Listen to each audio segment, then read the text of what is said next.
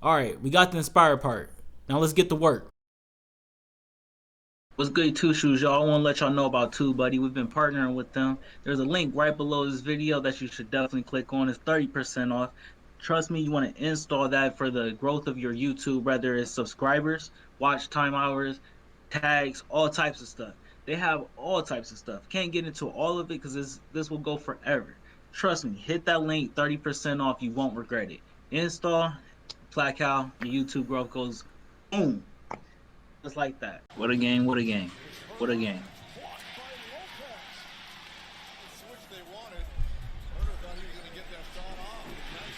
Yeah, Atlanta lead at any point in this game. No, they were getting their butt kicked from the start of the game. They got up early on them and they never recovered. They came within like 8 points, I remember at one point, but they could never. Actually, they got it down to almost to like 6, I think, before halftime. But then they kept coming at them. They had no answer for Drew Holiday. Drew Who's Holiday was also, D'ing everybody up. yeah, And that's everybody played good defense. yeah. Look, I'll tell you one thing. I want to open this off by saying everything that I said about the Milwaukee Bucks, I was right about. Everything I said. So that's funny you say that, because I was want to compliment you. Because so that was my big point too, about you being right, low key. So my point is, since the two star players are out, we really get to see how good these teams really are without their star players. And what won them the game tonight was being big. And Brook Lopez was big. Yeah. I said it from the jump. I was like, man, Brook Lopez can get you like a double double each night, a 20-point double double each night.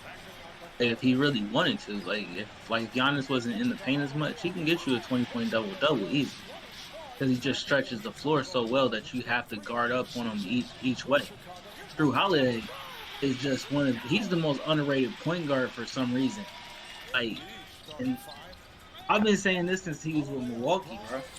Like, or not Milwaukee, New since Orleans. he was with New Orleans.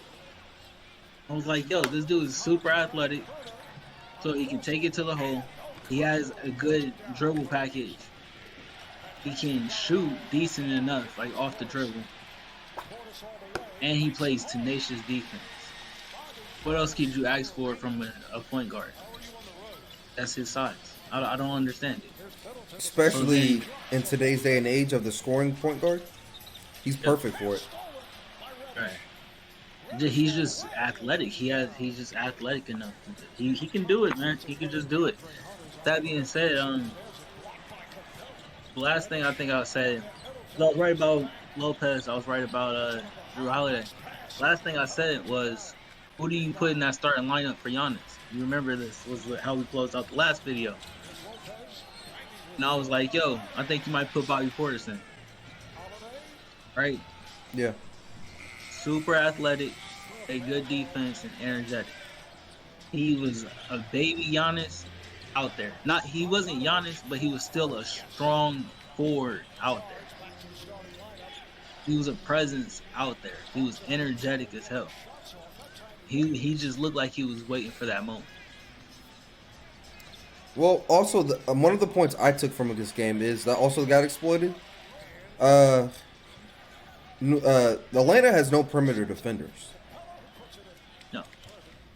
The best they got for that, honestly, what I've realized is Cam Reddish or Collins. And they're actually big. They're big. They're not supposed to be out there defending.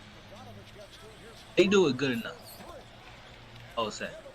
But you don't really play those two together, and if you do, you're sacrificing something else. That's all I'm saying.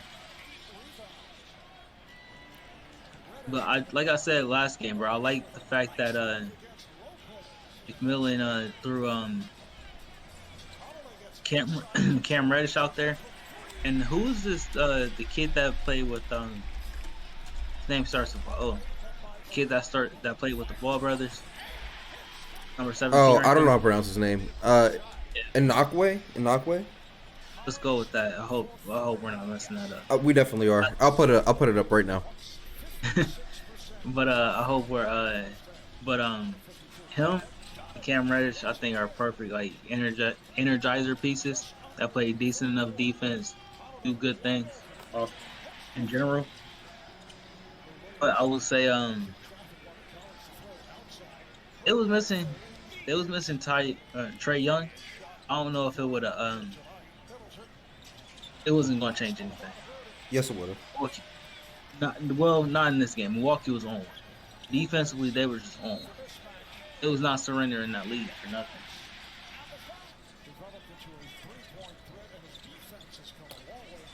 Size, bro. Trey Young can't do nothing about the size. Yes, but he would have gave them more scoring and more offense. They maybe be in a shootout with them. And without Giannis on the floor, they probably could do that. They probably could do that.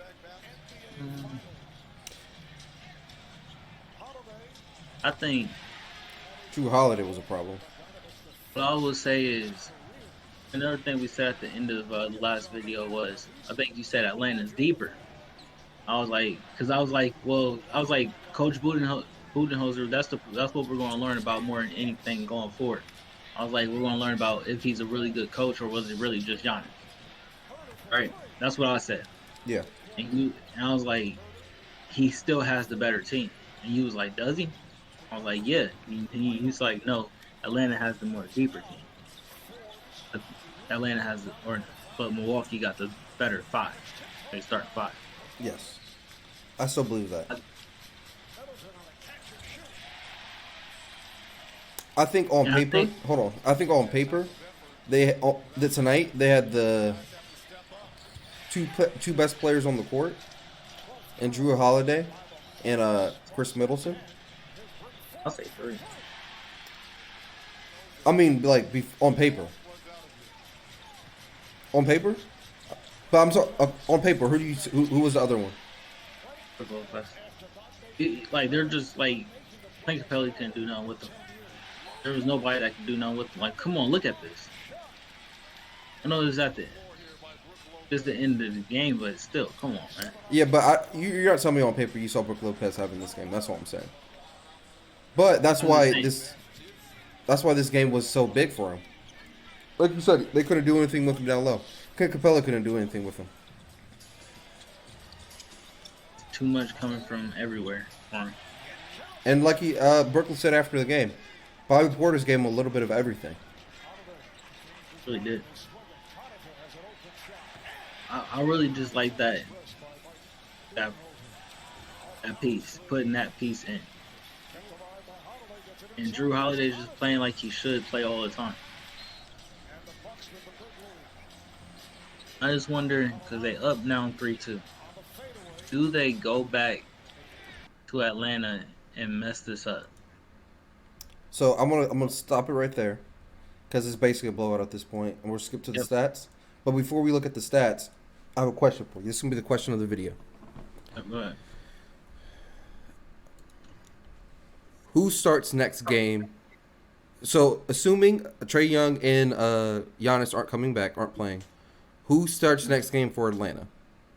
They got 2 pieces on their bench that I really like. In Gallinari and Cam Reddish. That being said, whoever you take out of that starting rotation, do you even gotta mess up the starting rotation? Bogdanovich, is he in the starting rotation? Yeah, it's Lou Will, Bogdanovich, Herter, John Collins, Clint Capella. Keep it the same. Don't. So here's what I think. I think you do mess it up. I think you take Herter out and you put Cam Reddish in for more defense on the perimeter. Try to match size with size. Is that what you're trying to do? They just need somebody to guard Chris Middleton. So that's what I'm trying to take away. Yeah, he's going to be a bigger distraction bigger problem than Herter. I guess I see what you're saying. I don't know if that. So John Collins at the floor, just trying to be big with big. I like the idea of it. Because you take away Herter shooting. He's a defense. He's a liability on defense. I want him coming off the bench shooting, and put Cam Reddish in for defense. I feel like one thing I heard tonight was live by the three, you die by the three. Yes. I feel like if you put Herter on the bench, you're no longer doing that. Like you're changing up your offense a little bit more to match what Milwaukee can give you. I agree, but I think it's a necessary change without Trae Young. I can see that. Now, Still if need Trae some Young's guard. out there, no, just keep it the same. You want your shooters out there with Trae Young out there because he just makes it Yeah, easier for everybody. but if he ain't healthy, he gonna jeopardize the team because Lou Williams can still get you points, and I'm worried about Trey Young's actual injury. Like I'm long being term. honest. Well, at least for the series, Hmm. like a bone bruise in your foot is not a. It's not comfortable. I can imagine that not being comfortable. Let's see these stats real quick. Okay, so you would say move Herter out of the starting rotation, 3 for 12, 8, 12, 7 assists. He had the most assists in your starting lineup. Herter. Yeah, he had the most steals too in your starting lineup.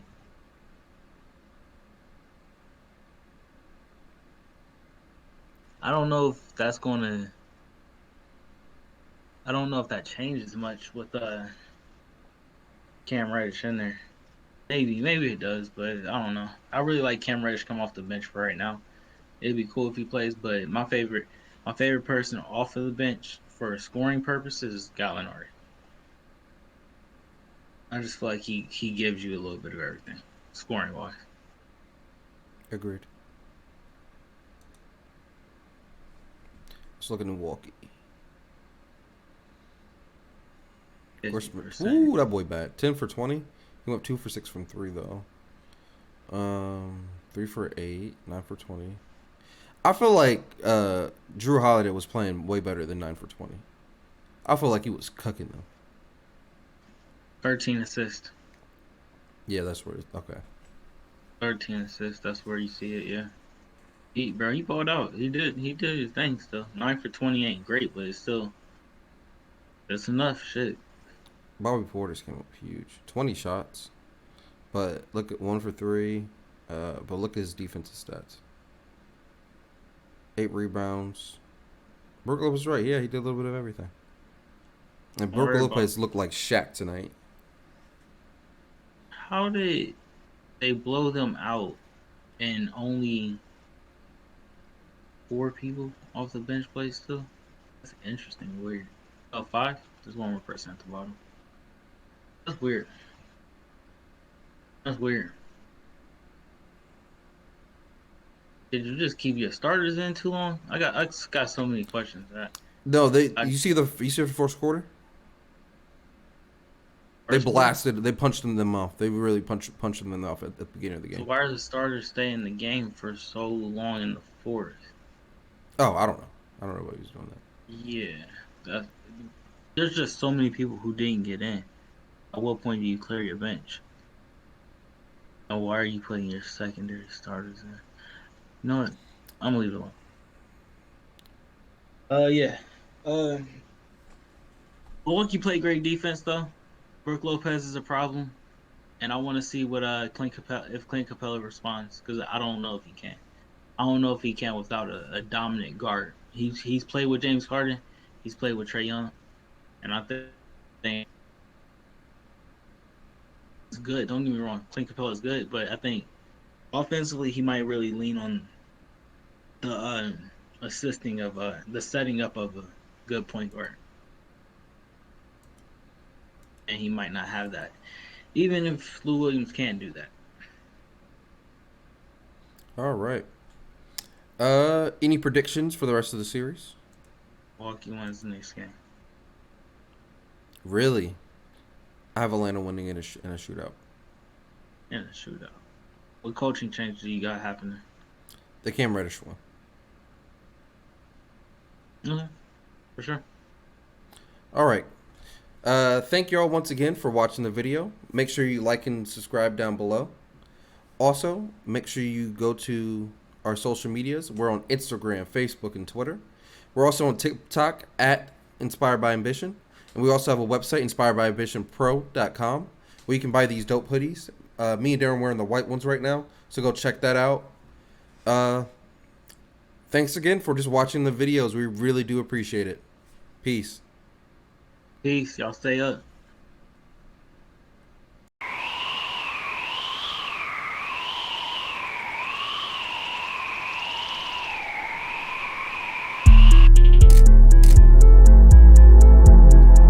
From small to triple XL, all inspired by ambition gear at inspiredbyambitionpro.com. That's www.inspiredbyambitionpro.com.